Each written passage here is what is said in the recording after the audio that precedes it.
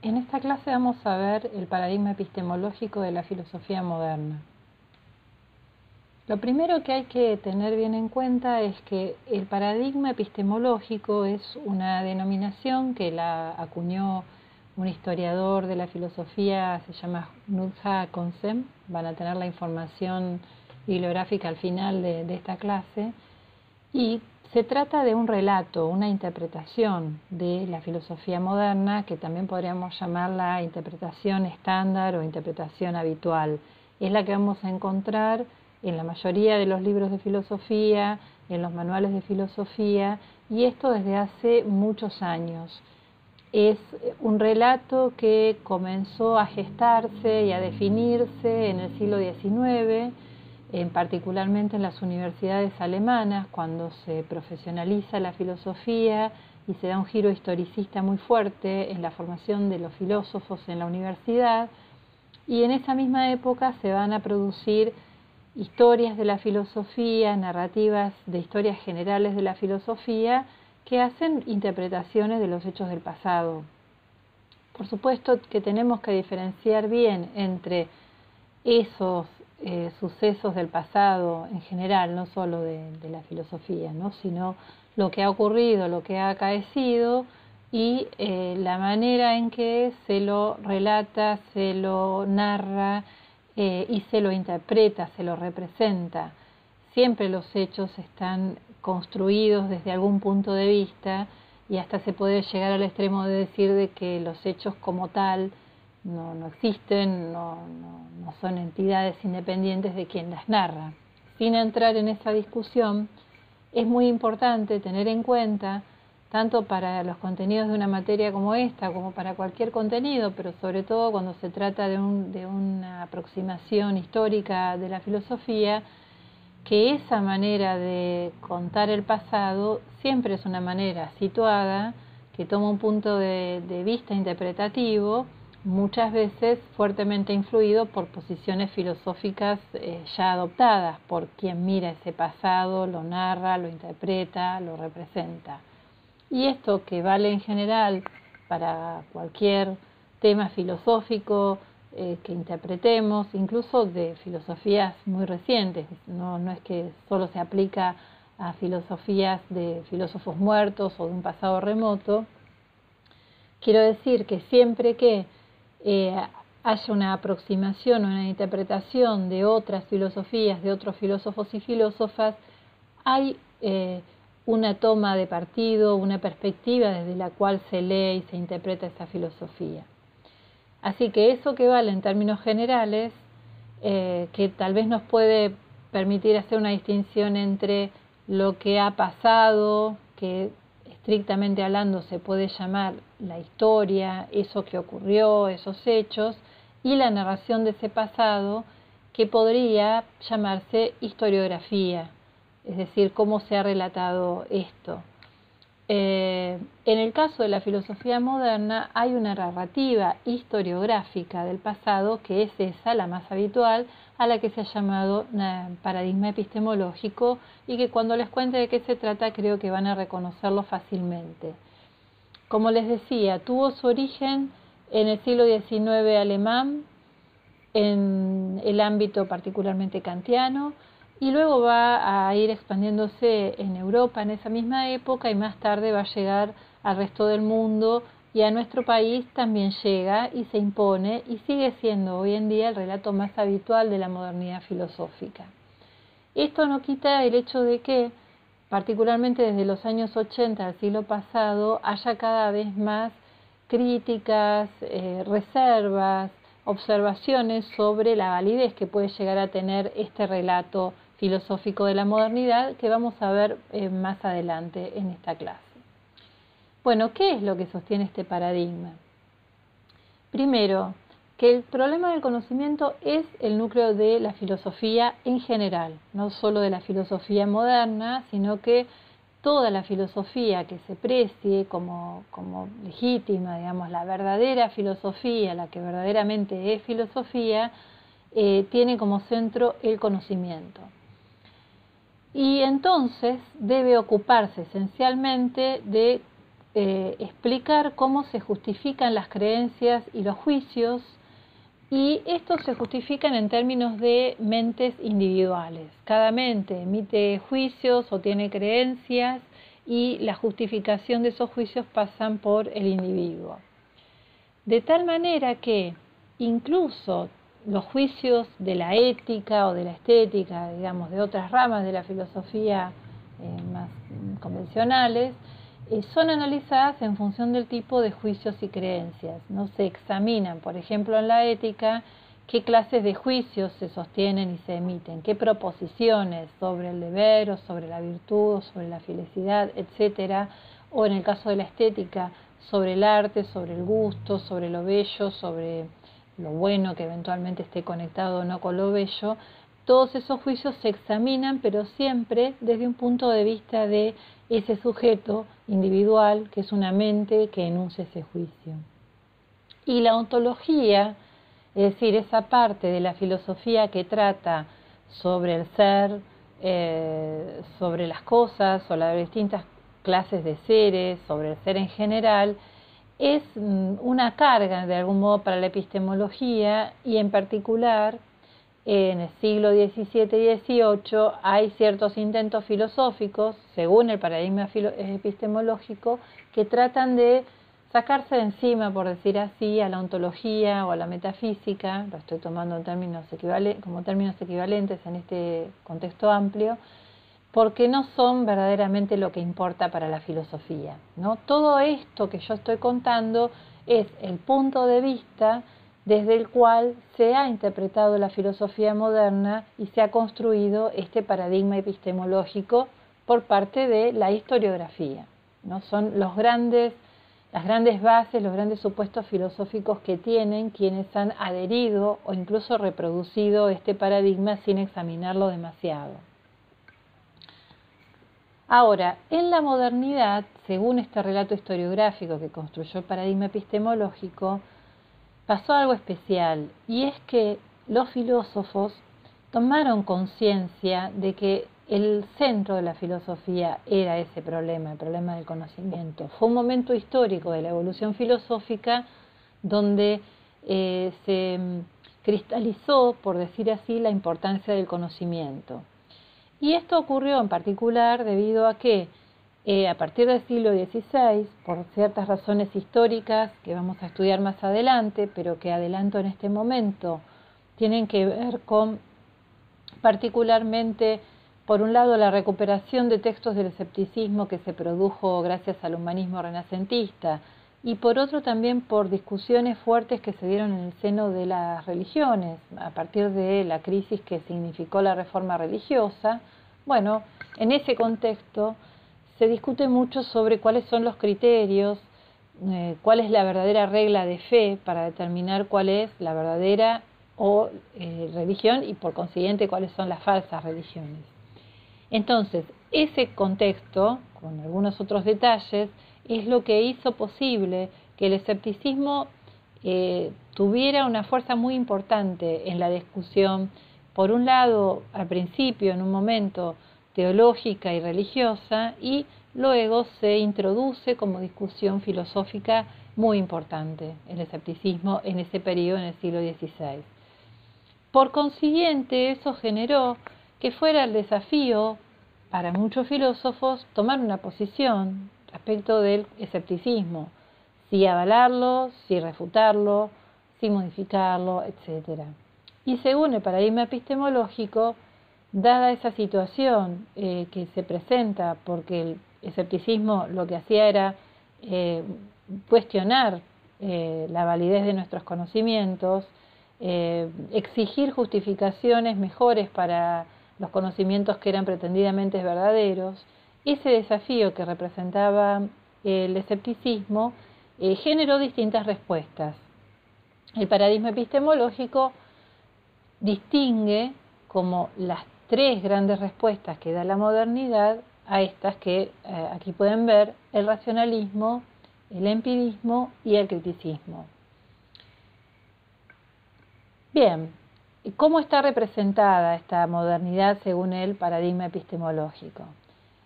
¿Quiénes son los autores canónicos de la modernidad, que van a ver ustedes repetidos en muchísimos manuales e historias de la filosofía de nuestro país y del exterior, todavía al día de hoy. Bueno, a veces yo los presento como los 7 grandes de la filosofía moderna, y es esta división. El racionalismo está representado por Descartes, Spinoza y Leibniz, el empirismo por Locke, Berkeley y Hume, y Kant es el gran exponente y fundador del criticismo.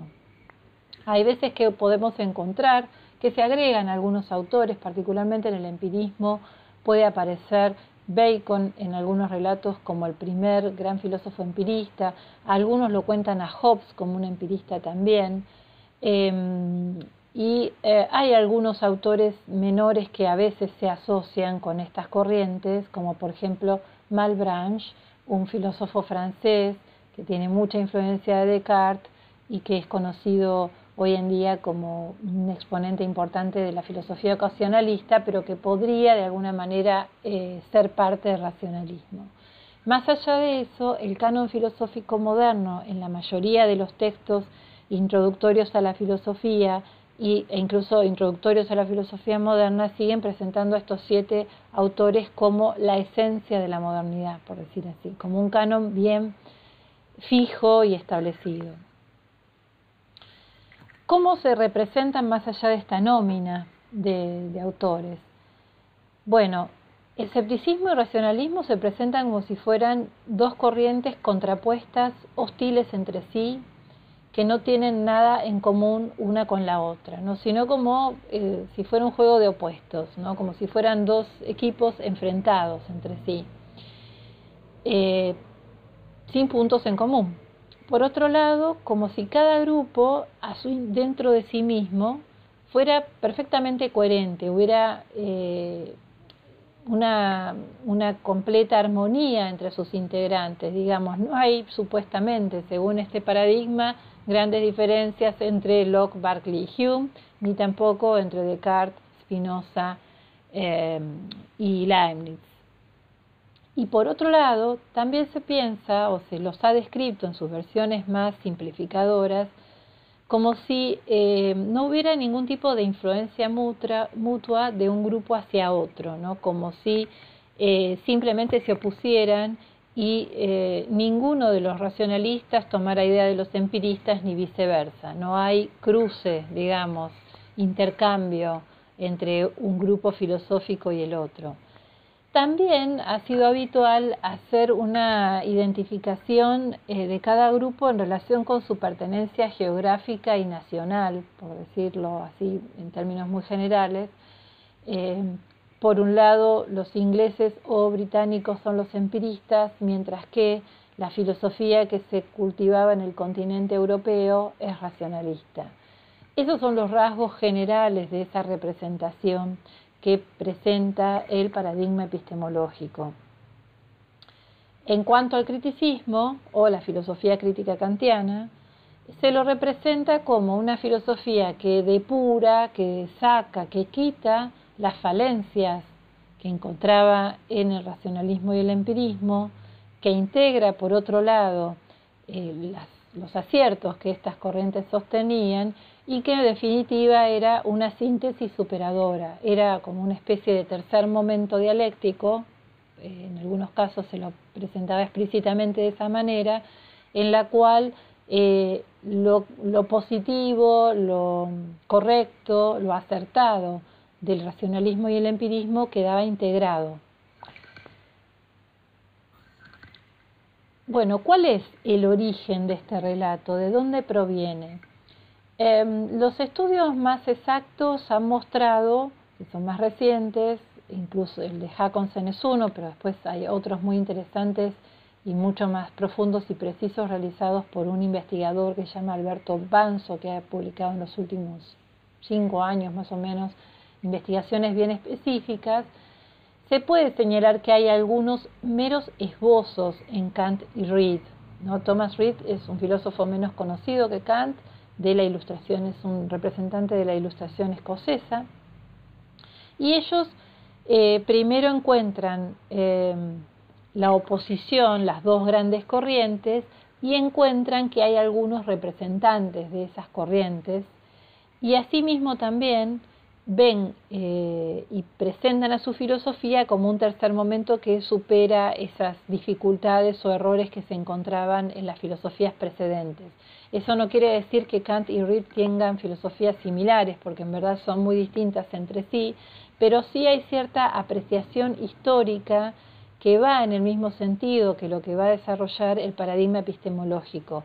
Pero es importante no exagerar este antecedente, porque en verdad, como dice aquí esta imagen, son solamente algunos esbozos, sugerencias, representaciones, ¿no? Kant lo hace hacia el final de la crítica de la razón pura, y él se presenta a sí mismo como ofreciendo una filosofía que mejora a estas dos previas que encontraba contrastadas. Pero es simplemente en términos generales y algunos elementos del paradigma encontramos en él. La forma tal como la conocemos en lo que es esencial de este relato va a aparecer en el siglo XIX, después de Kant y de Reid, cuando ellos ya han muerto, y el principal creador de este relato y el más influyente es Tennemann, que es un seguidor de Kant, un historiador kantiano, un ferviente difusor de la filosofía kantiana, que escribe una historia de la filosofía en una versión abreviada y en otra mucho más extensa que no siquiera pudo terminar, pero que presenta de una manera muy concreta y cristalizada este relato. Y después hay otros autores no tan conocidos o influyentes hoy en día como Boole, Reinhold, etcétera, que difunden este relato y lo enseñan en la universidad. Sus libros son muy utilizados en las universidades alemanas, pero también lentamente van ingresando, por ejemplo, en Francia, y lentamente se van esparciendo esta manera de interpretar la filosofía moderna en el resto de Europa. Más tarde ingresa a Norteamérica y más tarde va a llegar a nuestro país. Entonces es por eso que ese es el relato que conocemos hoy en día y que seguramente cuando lo vieron contado lo habrán reconocido.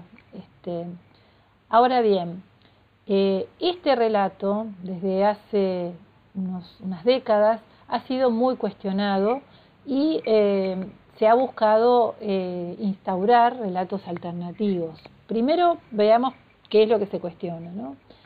En términos generales, lo que se puede decir es que se trata de una visión muy simplificadora y reductiva de la filosofía moderna.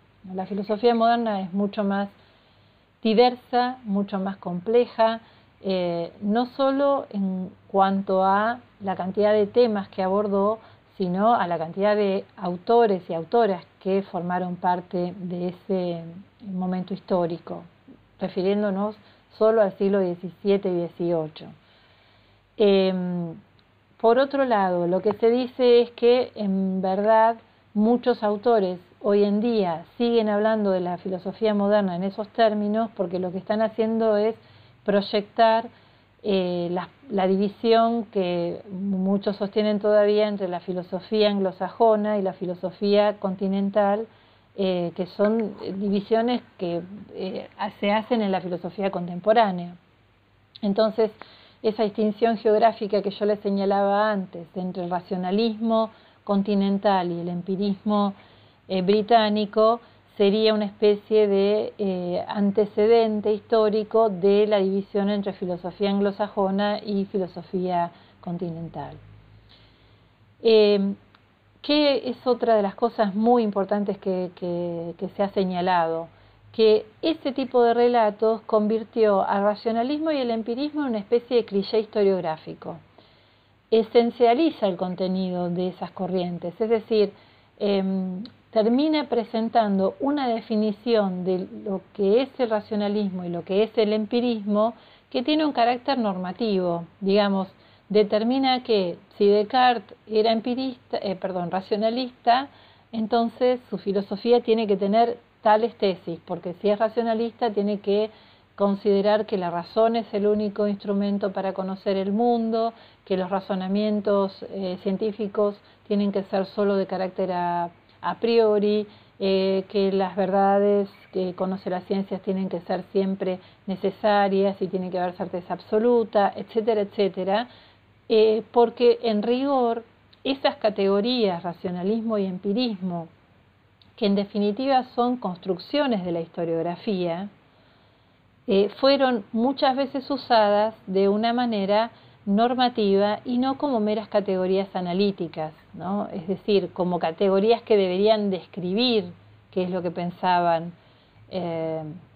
los autores supuestamente racionalistas o los supuestamente empiristas. Terminaron convirtiéndose, más allá de que son categorías creadas por los historiadores para analizar el pasado, terminan siendo las que establecen cómo debe pensarse si uno es racionalista o si uno es empirista, ¿no? Y lo que pasa cuando se hace ese tipo de operación de interpretación del pasado es que ya no se está tratando de recuperar el pasado en sus propios términos, sino que se le está tratando de imponer una posición que es la que el propio filósofo historiador o filósofa historiadora tiene cuando interpreta ese pasado, ¿no? Esa es una de las grandes dificultades. Entonces, para rebobinar este punto que en buena medida es el más fuerte de la crítica, lo que ocurre es que, primero, ni Descartes ni ninguno de los otros del canon filosófico del empirismo y racionalismo se autodefinían o autopercibían como racionalistas y empiristas. Encontraban diferencias con algunos de sus filósofos contemporáneos o del pasado, pero esa denominación, por ejemplo, ellos no la usaban. Son creaciones de la historiografía, lo cual no tiene nada de malo. El problema es cómo esas creaciones se utilizan. Si solamente tratan de describir las diferencias filosóficas del pasado, es una cosa, pero si luego se las usa como si fueran reglas que se deben cumplir para pertenecer a un grupo filosófico o a otro, terminan siendo una gran distorsión del pasado filosófico. ¿Y en qué hay distorsiones de ese relato, ¿no? De ese que hemos heredado? Bueno, por ejemplo, en el punto siguiente que ven acá en la imagen, es que no había una absoluta hostilidad entre esas dos corrientes. Había puntos en común. Había coincidencias.